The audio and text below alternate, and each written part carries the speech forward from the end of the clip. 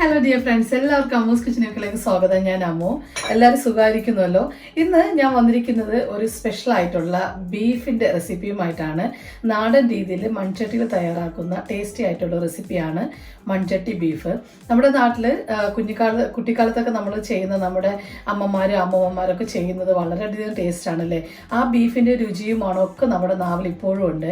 തേങ്ങാക്കൊത്തൊക്കെ ഇട്ട് വളരെ സ്പെഷ്യലായിട്ട് വെക്കുന്ന, ഞായറാഴ്ച ദിവസങ്ങളിൽ സ്പെഷ്യലായിട്ട് വെക്കുന്ന ഒരു ബീഫിന്റെ റെസിപ്പിയുമായിട്ടാണ് ഞാനിന്ന് വന്നിരിക്കുന്നത്. അപ്പോൾ നമുക്ക് നോക്കാം ഇത് എങ്ങനെയാണ് തയ്യാറാക്കുന്നതിന് ആവശ്യമുള്ള ചേരുവകൾ എന്തൊക്കെയാണെന്ന് നോക്കാം.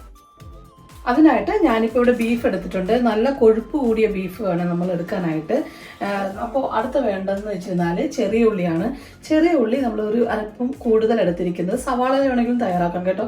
ചെറിയ ഉള്ളിയാണ് ഈ ബീഫിന് വളരെയധികം കുറച്ചും കൂടെ ടേസ്റ്റ് കൊടുക്കുന്നത്. പിന്നെ വേണ്ടത് 1/4 കപ്പ് തേങ്ങയാണ്, തേങ്ങാപ്പീരയാണ്. അത് എടുത്തിട്ടുണ്ട്. 1/4 കപ്പിൽ കൂടുതൽ വേണ്ട, വളരെ കുറച്ച് മതിയാവും നമുക്ക്.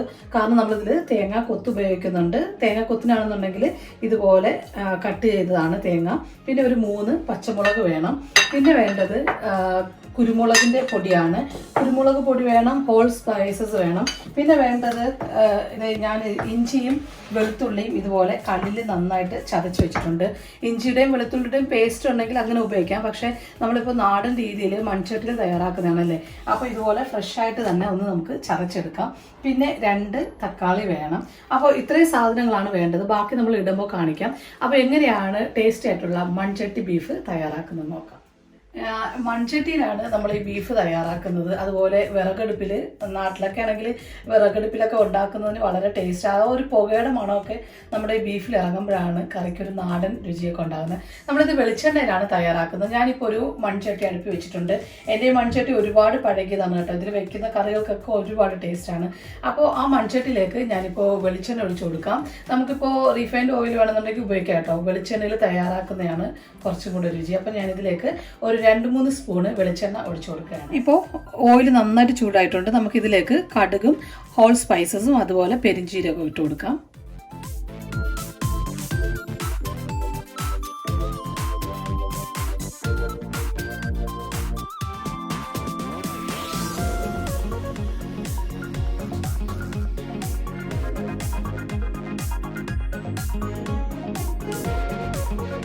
ഇതിപ്പോൾ നന്നായിട്ട് മൂത്ത് വന്നിട്ടുണ്ട് നമ്മുടെ ഓൾ സ്പൈസസും അതുപോലെ പെരിഞ്ചീരവും ഒക്കെ.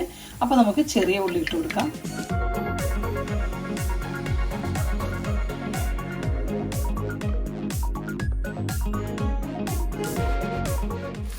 ചെറിയ ഉള്ളിയും കൂടെ ഇട്ടിട്ട് ഇത് നന്നായിട്ടൊന്ന് വഴറ്റി. നമ്മുടെ ചെറിയ ഉള്ളിയുടെയും അതുപോലെ വെളിച്ചെണ്ണ ഇതിൽ കിടന്നൊന്ന് മൂക്കുന്നതിൻ്റെയൊക്കെ ഒരു മണമുണ്ട്.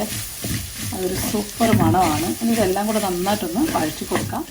പിന്നെ ഇത് പെട്ടെന്ന് നമുക്ക് ചെയ്ത് കുക്കറിലൊക്കെ അടിച്ചിട്ട് പെട്ടെന്ന് മസാലയൊക്കെ തയ്യാറാക്കി അങ്ങനെ ചെയ്യാൻ പറ്റുന്ന ഒന്നല്ല. മൺചട്ടിയിൽ തയ്യാറാക്കുന്നത് കൊണ്ട് തന്നെ ഇത് നല്ലോണം 3/4 മണിക്കൂറെങ്കിലും ഇത് നന്നായിട്ട് വേകണം. പെട്ടെന്ന് വേകുന്ന ബീഫാണെന്നുണ്ടെങ്കിൽ ഒരു 1/2 മണിക്കൂർ മതിയാകും. അപ്പോൾ നമ്മുടെ ചെറിയ ഉള്ളിയൊക്കെ നന്നായിട്ട് വഴണ്ട് വന്നിട്ടുണ്ട്. ഇനി നമുക്കിതിലേക്ക് പച്ചമുളക് ചേർത്ത് കൊടുക്കാം.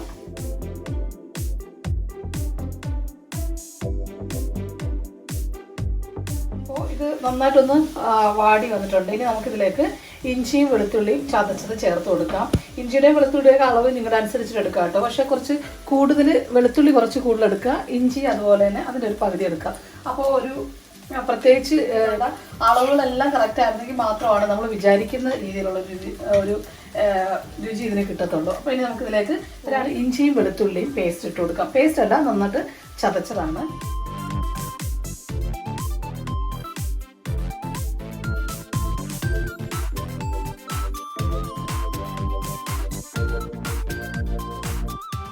ഇപ്പോൾ ഇത് നന്നായിട്ട് നമ്മുടെ ഈ ഇഞ്ചിയുടെയും വെളുത്തുള്ളിയുടെയും പച്ച മണമൊക്കെ ഒന്ന് മാറി നല്ലൊരു മണമാണ് കേട്ടോ. വെളിച്ചെണ്ണയിൽ ഇതുപോലെ നമ്മുടെ ഇഞ്ചിയും പച്ചമുളകും അതുപോലെ വെളുത്തുള്ളിയൊക്കെ ഒന്ന് മൂത്ത് വരുന്നതിൻ്റെ ഒരു മണം, ഭയങ്കര മണമാണ്. അപ്പോൾ ഇനി ഇത് കഴിഞ്ഞു. ഈ സമയമാകുമ്പോൾ നിങ്ങൾക്ക് കറി ലീഫ് ഉണ്ടെങ്കിൽ ഇട്ട് കൊടുക്കാം കേട്ടോ. എൻ്റെ ഇല്ല കറി ലീഫ്. ഇനി നമുക്കിതിലേക്ക് ബീഫും അതുപോലെ നമ്മുടെ തേങ്ങ കൊത്തും ഇട്ട് കൊടുക്കാം.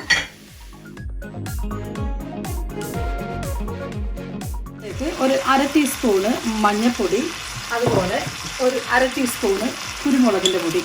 ഇതൊക്കെ നമ്മൾ ഇപ്പോൾ കുറച്ച് ഉപയോഗിക്കുന്നുള്ളൂ കേട്ടോ. അതുകൊണ്ടാണ് 1/2 ടീസ്പൂണ് കുരുമുളക് പൊടി. പിന്നെ നമ്മൾ നേരത്തെ വെച്ചിരുന്ന തേങ്ങയുടെ കൊത്ത് ഇതെല്ലാം കൂടെ ചേർത്തിട്ട് നന്നായിട്ടൊന്ന് മിക്സ് ചെയ്ത് കൊടുക്കാം. ഈ സമയമാകുമ്പോൾ ഒരല്പം ഉപ്പ് കൂടെ ചേർക്കാം കേട്ടോ. നമ്മളിതിപ്പോൾ ബീഫൊന്ന് വേവിക്കാൻ വേണ്ടി പോവുകയാണ്. അപ്പോൾ ഇതും കൂടെ ചേർത്തിട്ട് ഉപ്പ് പിടിക്കണമല്ലോ. അപ്പോൾ ഉപ്പ് കൂടെ ചേർത്തിട്ട് നന്നായിട്ടൊന്ന് ഇളക്കി കൊടുക്കാം. ഈ കുരുമുളകിൻ്റെ ഒരു കുത്തലൊന്നും നമ്മുടെ കറിയിൽ പെട്ടെന്ന് നിൽക്കാൻ പാടില്ല. അതുകൊണ്ടാണ് ഒരു 2 മിനിറ്റെങ്കിലും ഇതൊന്ന് ഇങ്ങനെ വഴറ്റുക എന്ന് പറയുന്നത്. പിന്നെ നമ്മൾ ബീഫ് നല്ല ആവിയിലാണ് വേവിച്ചെടുക്കുന്നത്. അപ്പോൾ അതുകൊണ്ട് ബീഫിൻ്റെ വേവ് അനുസരിച്ചിട്ട് വേണം ചെയ്യാനാണ്. ഞാൻ ചെയ്യുന്ന ബീഫിലാണെന്നുണ്ടെങ്കിൽ ഒരു അരമണിക്കൂർ കൊണ്ട് നമുക്ക് നന്നായിട്ടൊന്ന് വെന്ത് കിട്ടും. ഒരു 1/4 കപ്പ് വെള്ളം ഒഴിച്ചിട്ട് നമുക്ക് നന്നായിട്ടൊന്ന് കുക്ക് ചെയ്തെടുക്കാം. ഇതിപ്പോൾ ഞാനൊരു 1/4 കപ്പിന് താഴെ മതി കേട്ടോ. ഒരുപാട് ഗ്രേവി നമുക്ക് വേണ്ട. പിന്നെ ഇന്ന് നമ്മുടെ ബീഫ് ഒന്ന് അതായത് ഇതുപോലെ ഒന്ന് മുങ്ങി നിൽക്കണം. ബീഫിൽ നിന്ന് വെള്ളം ഇറങ്ങിക്കോളും, അതുകൊണ്ട് പേടിക്കേണ്ട. ഇനി ഇത് നമുക്കൊന്ന് നന്നായിട്ട് അടച്ചു കൊടുക്കാം. അടച്ച് ഒരു അരമണിക്കൂർ ഇടയ്ക്ക് വെച്ചിട്ട് നിങ്ങളൊന്ന് ഇളക്കി കൊടുക്കണം കേട്ടോ. അടിയിലൊന്നും പിടിക്കാൻ പാടില്ല. അപ്പോൾ നമുക്ക് നോക്കാം നമ്മുടെ ബീഫ് കുറച്ചൊരു വേഗമാകുമ്പോൾ നമ്മളിത് അടിയിലൊന്ന് പിടിക്കുന്നുണ്ടോ ഇല്ലെന്ന് അറിയാൻ വേണ്ടി ഇടയ്ക്ക് വെച്ചിട്ട് നമ്മളിതിങ്ങനെ ഇളക്കി കൊടുക്കത്തില്ലേ, ആ ഒരു സമയമാകുമ്പോൾ നമുക്കൊരു 2 തക്കാളി ചേർത്ത് കൊടുക്കാം.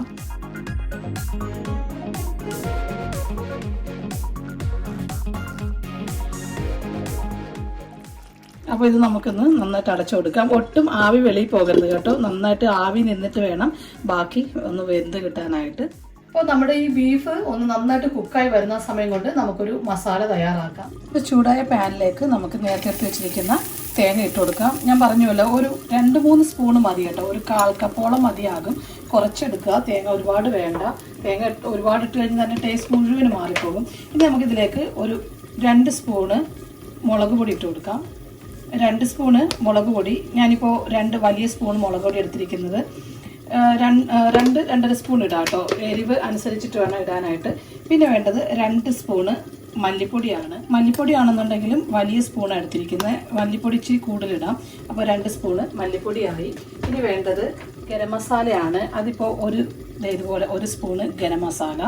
പിന്നെ 1/2 ടീസ്പൂണ് കുരുമുളക് പൊടി, 1 സ്പൂണ് കാശ്മീരി മുളക് പൊടി. അതൊന്ന് ഇതിൻ്റെ നമ്മൾ ഇട്ട ഈ മുളക് പൊടിയുടെ കളറൊന്ന് ചേഞ്ച് ആകാൻ വേണ്ടിയിട്ടാണ്. പിന്നെ വേണ്ടത് ഒരു 1/2 ടീസ്പൂണ് പെരിഞ്ജീരകത്തിൻ്റെ പൊടിയും കൂടി ഇട്ടിട്ട് നന്നായിട്ടൊന്ന് ഫ്രൈ ചെയ്തെടുക്കാം. എല്ലാം കൂടി ഇട്ടിട്ട് നന്നായിട്ടൊന്ന് മീഡിയം ഫ്ലെയിമിലിട്ട് നന്നായിട്ടൊന്ന് വറുത്തെടുക്കാം. ഇനി ഇത് നന്നായിട്ട് തണുത്തതിന് ശേഷം നമുക്ക് ഒരു ഇളം ചൂട് വെള്ളത്തിലൊന്ന് നന്നായിട്ട് പേസ്റ്റാക്കി അരച്ചെടുക്കണം. അതാണ് ഇതിൻ്റെ ഒരു പ്രത്യേക മസാല. അപ്പോൾ നമുക്ക് ഇതിപ്പോൾ നന്നായിട്ട് ഫ്രൈ ആയി വന്നിട്ടുണ്ട്. ഇനി നമുക്കിത് ഫ്ലെയിം ഓഫ് ചെയ്തതിന് ശേഷം തണുക്കാനായിട്ട് മാറ്റി വയ്ക്കാം. അപ്പോൾ നമ്മുടെ വറുത്തെടുത്ത തേങ്ങയും നമ്മുടെ പൊടിയെല്ലാം കൂടെ ചേർത്തിട്ട് നമ്മുടെ മിക്സിയിലൊന്നിട്ട് കൊടുക്കാം. മിക്സിയുടെ ജാറിലിട്ടിട്ട് ഒരല്പം ചെറിയ ചൂടിൽ വേണം നമ്മളിതൊന്ന് അരച്ചെടുക്കാനായിട്ട്. കാരണം അല്ലെന്നുണ്ടെങ്കിൽ തേങ്ങ നന്നായിട്ട് അരയത്തില്ല. പിന്നെ ഇതിൻ്റെ അറിയാമല്ലോ, തണുത്ത വെള്ളമൊന്നും ഒഴിക്കരുത്. അപ്പോൾ ചെറിയൊരു ചൂടുവെള്ളത്തിൽ ഒഴിച്ചിട്ട് നന്നായിട്ട് അരച്ചെടുക്കാം. ഇതിലേക്ക് നമുക്കൊരല്പം ചൂടുവെള്ളം ഒഴിച്ചിട്ട്, ഇളവായിട്ടുള്ള ചൂടുവെള്ളമാണ് ഒഴിച്ചിട്ട് നന്നായിട്ട് പേസ്റ്റാക്കി അരച്ചെടുക്കാം. ഇപ്പോൾ നമ്മുടെ ബീഫ് വെന്തിട്ടുണ്ടോ നോക്കാം. ഞാനിപ്പോൾ വെച്ചിട്ടൊരു 1/4 മണിക്കൂറായി. കണ്ടോ, നമ്മുടെ ബീഫ് നന്നായിട്ട് വെന്തു, വെള്ളമെല്ലാം നന്നായിട്ട് വറ്റിയിട്ടുണ്ട്. അപ്പോൾ ഇനി നമുക്കിതിലേക്ക് നമ്മൾ അരച്ച് വെച്ചിരിക്കുന്ന മസാല ചേർത്ത് കൊടുക്കാം. നമ്മുടെ അരപ്പ് ചേർത്ത് കൊടുക്കാം. ഇപ്പോൾ അരപ്പും കൂടെ ചേർത്ത് ഒരല്പം വെള്ളം കൂടെ ചേർത്തതിന് ശേഷം അരപ്പ് ഒഴിച്ചു കൊടുക്കാം. ഇപ്പോൾ ബീഫിൻ്റെ ഗ്രേവി നിങ്ങളുടെ അനുസരിച്ചിട്ട് വേണം വെള്ളം ചേർക്കാനായിട്ട്. നമ്മുടെ മിക്സിയും കൂടെ അരച്ചതാണ്, അതിൻ്റെ കൂടെ ഒന്ന് കഴുകി ഇതാണ്. ഇതും കൂടെ ചേർത്തിട്ട് നന്നായിട്ടൊന്ന് ഇളക്കി കൊടുക്കും. ഞാൻ നന്നായിട്ട് ഓയിലൊന്ന് തെളിയാൻ വേണ്ടിയിട്ട് ഒന്ന് അടച്ച് വെച്ചൊരു മീഡിയം ഫ്ലെയിമിൽ ഒരു 2-3 മിനിറ്റ് കൂടെ നമുക്കൊന്ന് നന്നായിട്ട് കുക്ക് ചെയ്യാം. കാരണം ഈ മസാലയെല്ലാം ഒന്ന് നന്നായിട്ട് പിടിച്ചതുപോലെ അതിൻ്റെ മണമെല്ലാം നമ്മുടെ ബീഫിൻ്റെ കഷ്ണത്തിലൊക്കെ വരണം. നമുക്കത് തുറന്ന് നോക്കാം.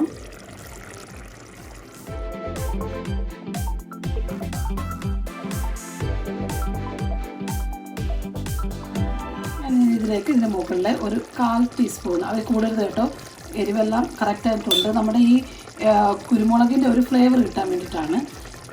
കുരുമുളക് പൊടിയും പിന്നെ ഒരല്പം പെരിഞ്ജീരകം കൂടി ചേർത്തെടുക്കാം. പെരിഞ്ജീരകം കൂടി ചേർത്ത് ഒന്ന് ഇളക്കിയതിന് ശേഷം നമുക്ക് ഫ്ലെയിം ഓഫ് ചെയ്യാം.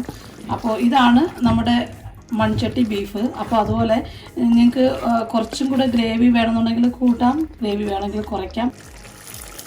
ഇതിന് മുകളിൽ കറി ലീഫ് ചേർത്തെടുക്കാം. എൻ്റെ കയ്യിൽ ഡ്രൈ കറി ലീഫാണ് കേട്ടോ. നിങ്ങൾ ഫ്രഷ് ആയിട്ടുള്ളത് ചേർത്ത് കൊടുക്കാം. ചേർത്തതിന് ശേഷം ഫ്ലെയിം ഓഫ് ചെയ്യാം.